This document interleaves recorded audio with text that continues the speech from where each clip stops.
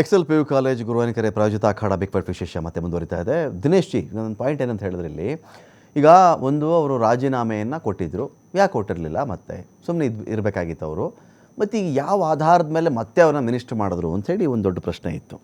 ಈಗ ಅವರು based on SIT report state government ಒಂದು ಕಾಲ್ ತೊಗೊಂಡ್ರು, ಇದರಲ್ಲಿ ಏನು ಅವ್ರದ್ದು ಹೆಸರಿಲ್ಲ, ಚಾರ್ಜ್ ಶೀಟಲ್ಲೂ ಅವ್ರದ್ದೇನು ಸೇರಿಸ್ತಿಲ್ಲ, ಬಿಟ್ಟುಬಿಟ್ರು ಅಂಥೇಳಿ ಆಧಾರದ ಮೇಲೆ ಮನುಷ್ಯ ಬಂದಿರ್ಬೋದಲ್ವ, ಅದನ್ನ SIT ರಿಪೋರ್ಟ್ ನಂಬಿಕೊಂಡು ಇದನ್ನು ನಾನು ಹಾಕ್ಬೋದಾಗಿತ್ತು ಅಂಥೇಳಿ ಇಡಿ ಅವ್ರ ಕೈನಲ್ಲಿದೆ, ಅವ್ರು ಏನು ಬೇಕಾದ್ರೂ ಬರೀತಾರೆ. ಇಡಿ ಏನು ನಿಮ್ಮ ಅರವಿಂದ್ ಕೇಜ್ರಿವಾಲ್ ಅವ್ರಿಗೆ ಏನು ಶ್ರೀಯುತ ಅರವಿಂದ್ ಕೇಜ್ರಿವಾಲ್ ಅವರು ಅಂತೇನೋ ಇಡಿ ಬರೆದಿಲ್ಲ, ಅವರು ನೀವು ದೊಡ್ಡ ಹಗರಣಕೋರ, ಮೋಸ ಮಾಡಿದ್ಯಾ ಅಂಥದ್ದು ಮಾಡಿ ಇಂಥದ್ದಾನೆ ಕೇಸ್ ಹಾಕಿದ್ದು. ಅವತ್ತಿಗೆ ಇಡಿ ನಿಮಗೆ ರಾಂಗು, ಇವ್ರ ಮೇಲೆ ಹಾಕ್ಬಿಟ್ರೆ ರೈಟು. ಹೆಂಗೆ ನಿಮ್ಮ ಸ್ಟ್ಯಾಂಡರ್ಡು ಆಮ್ ಆದ್ಮಿ ಪಕ್ಷದ್ದು?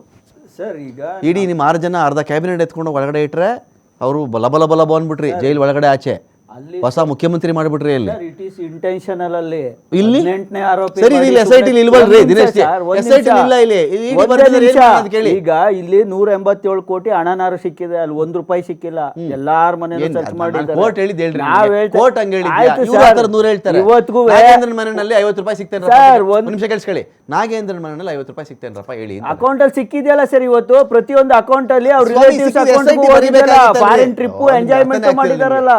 ನಾನು ಕೇಳ್ತಿಲ್ಲ. ಈಗ ಅರವಿಂದ್ ಕೇಜ್ರಿವಾಲ್ ಮನೆಯಲ್ಲೋ ಸಿಸೋಡಿಯಾ ಮನೆಯಲ್ಲೋ 4 ಆಣೆ ಸಿಕ್ಕಲಿಲ್ಲ, 4 ಆಣೆ ಚಲಾವಣೆ ಇಲ್ಲ ಬಿಡಿ, 50% ₹1 ಸಿಕ್ಕಿಲ್ಲ ಅಂತ ಅಂದ್ಕೊಂಬೋಣ, 50% ಚಲಾವಣೆ ಇಲ್ಲ. ಪಾಯಿಂಟ್ ಏನು ಅಂತ ಹೇಳಿದ್ರೆ, ಈಗ ಇವ್ರು ಕೇಳ್ತಾರೆ ನಾಗೇಂದ್ರನ ಮನೆಯಲ್ಲಿ ನಾಗೇಂದ್ರ ಎಂಬ ಹೆಸರಿನ ಖಾತೆಯಲ್ಲಿ ದುಡ್ಡು ಸಿಗ್ತಾ ಅಂತ. ಸರಿ, ನಾನು ಬೇನಾಮಿಗೆ ಬರ್ತೀನಿ. ಬೇನಾಮಿಗೆ ಬಂದುಬಿಡೋದು ನಿಜ ಆದರೆ ಎಲ್ಲ ರಾಜಕಾರಣಿಗಳು ಬಹುಶಃ ಬೀದಿಲೇ ಇರಬೇಕಾಗತ್ತೆ. ಎಲ್ಲರೂ ಡ್ರೈವರು, ಇನ್ನೊಬ್ಬ ಮತ್ತೊಬ್ಬ ಎಲ್ಲ ಜಮೀನು ಮಾಡಿರ್ತಾರಪ್ಪ. ಇದು ಇಲಾಖೆಯ ಮುಖ್ಯಸ್ಥ ಯಾರು? ಮತ್ತೆ ಇಲಾಖೆ ಮುಖ್ಯಸ್ಥ ಮತ್ತೆ ಅಯ್ಯೋ ಸಂತ್ರಸ್ತರು ನಾವು, ಅಯ್ಯೋ ಕೇಜ್ರಿವಾಲ್ ಹಿಂಗ್ ಮಾಡ್ಬಿಟ್ರು, ಸಿಸೋಡಿಯಾ ಎಷ್ಟು ಸ್ಕೂಲ್ ಮಾಡಿದ್ರು, ಯಾಕೆ ಬಡ್ಕೊಂಡ್ರಿ? ಅವ್ರು ಇಲಾಖೆ ಮುಖ್ಯಸ್ಥರೇ ಅಲ್ವೇನ್ರಿ? ಇಲಾಖೆ ಈಗ ಅಲ್ಲಿ ಎಲ್ಲಿ ಅದು ಹಗರಣನೇ ನಡೆದಿಲ್ಲ. ಕೋರ್ಟ್ ಹೇಳ್ತಾ ನನಗೆ ಹೇಳಿ, ಇಲ್ಲಿ ನಡೆದಿಲ್ಲ ಅಂತ ಅವ್ರು ಹೇಳ್ತಾರೆ, ನಾನ್ ಮಾಡಿಲ್ಲ ಅಂತ ಹೇಳ್ತಾ ಇದ್ದಾರೆ ಅವರು. ಡೆಲ್ಲಿಲಾದ್ರೆ ಕೇಳಿಸ್ಕೊಳ್ಳಿ, ಡೆಲ್ಲಿಲಾದ್ರೆ ಸಿ ನಾನು ಒಂದು ನಿಮಿಷ ದಿನೇಶ್ ಕೇಳಿಸ್ಕೊಬಿಡಿ, ಕೇಳಿಸ್ಕೊಳ್ಳಿ ದಿನೇಶ್, ಒಂದು ನಿಮಿಷ ಕೇಳಿಸ್ಕೊಬಿಡ್ರಿ, ಒಂದು ನಿಮಿಷ ಕೇಳಿಸ್ಕೊಳ್ಳಿ, ನಾನು ನಿನ್ನೆ ಕೇಳ್ತೀನಿ ರೀ, ಒಂದು ನಿಮಿಷ ಕೇಳಿಸ್ಕೊಳ್ರಿ. ನಾನು ಬೇರೆಯವ್ರ ಕೇಸ್ಗಾದ್ರೆ ಜಡ್ಜು, ನನ್ನ ಕೇಸ್ಗಾದ್ರೆ ಲಾಯರು ಅಂತ ಆಗ್ಬಾರ್ದು, ನಿಜಾನಾ? ಈಗ ಕಾಂಗ್ರೆಸ್ನವ್ರ ಕೇಸ್ಗಾದ್ರೆ ನೀವು ಜಡ್ಜು, ನಿಮ್ ಕೇಸ್ಗಾದ್ರೆ ಅಡ್ವೊಕೇಟ್. ನೀವು ಮಾಡ್ಕೊತಾ ಇಲ್ವಲ್ಲ, ನೀವು ಹೇಳಿ 14 ಸೈಟ್ ಯಾಕೆ ವಾಪಸ್ ಕೊಟ್ಟರು, ಮತ್ತೆ ರಿಕವರಿ ಯಾಕೆ ಮಾಡ್ತಾವ್ರೆ ಹಣನ? ರಿಕವರಿ ಯಾಕೆ ಮಾಡ್ಬಾರ್ದು? 6 ತಿಂಗಳು ಮುದ್ದೆ ಮುರಿದ್ರ ಅರವಿಂದ್ ಕೇಜ್ರಿವಾಲ್ ಜೈಲಲ್ಲಿ? ಅಲ್ಲಿ ಮುದ್ದೆನ ರೋಟಿನ ಅಲ್ಲಿ ಕೊಡೋದು? ಸರ್ ನಾನು ಸರ್ ಇವತ್ತು ಏನ್ ಮಾಡಿದ್ರು, ಇವತ್ತಿಗೂ ಸತ್ಯೇಂದ್ರ ಜೈನ ಮೊನ್ನೆ ಅರೆಸ್ಟ್ ಮಾಡಿ ತಗೊಂಡೋಗಿ ಇಟ್ಕೊಂಡವ್ರೆ. ಯಾಕೆ ಇಟ್ಕೊಂಡವ್ರೆ? ಪಂಜಾಬ್ ಅಲ್ಲಿ ಅವರು ಎಲೆಕ್ಷನ್ಗೆ ಪ್ರಿಪರೇಷನ್ ಮಾಡ್ತಾವ್ರೆ ಅಂತ ಇಲ್ದೇ ಇರೋ ಒಂದು ಅಲಿಗೇಷನ್.